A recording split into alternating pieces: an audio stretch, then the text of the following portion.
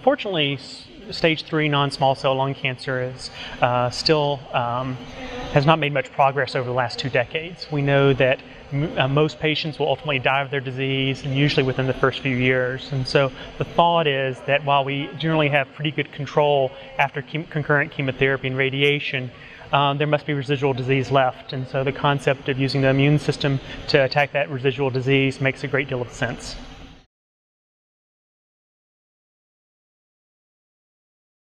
Well, they tend to be quite sick, particularly after concurrent chemotherapy and radiation. And so the trial allowed patients to be randomized up to 42 days after completion of therapy, which helped us a great deal.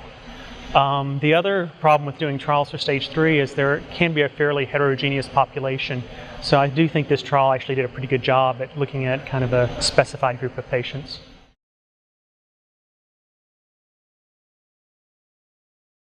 The presentation was mostly dealing with the improvement in the progression-free survival. We do not have overall survival data yet, but what we saw was a very exciting improvement in progression-free survival. Now, this is counting at the completion of chemotherapy and radiation, the randomization onward. The control arm, patients who were then received the placebo, roughly had a 5-month progression-free survival, while in the investigational arm we saw a progression-free survival of 18 months. We're hoping that we'll soon learn overall survival, and that it'll show that we've really moved forward in this difficult area to treat.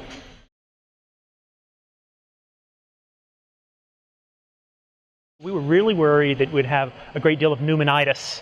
It's a patient population that is at risk, but what we saw is that levels of pneumonitis were a little bit higher than the control population, but the grade 3-4 pneumonitis was still quite low, and in fact just 3 or 4% grade 3-4 pneumonitis. So that was really encouraging. I think we can give this drug safely.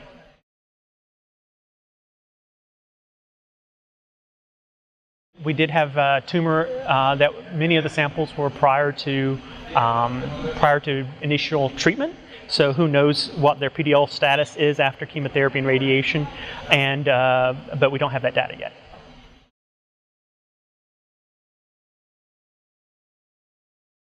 No, it was actually a really well matched group, both arms. So I think we were pretty pleased that the randomization worked so well.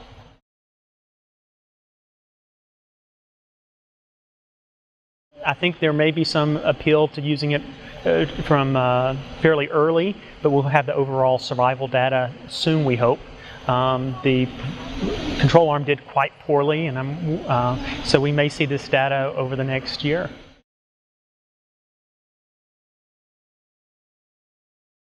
Some of those patients did go on to receive further therapy, but because we're still blinded, we don't know really what the subsequent therapy is yet. We will in the future.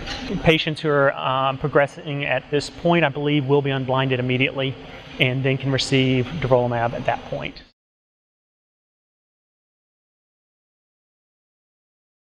Well, I think it was important to realize a 700-person trial in a difficult group. We can do these trials. After so many years of trying to improve stage 3 lung cancer, we finally found something. But we were able to do a good trial. We had biomarker data. We were able to perform it multinational, and I think we're all very encouraged.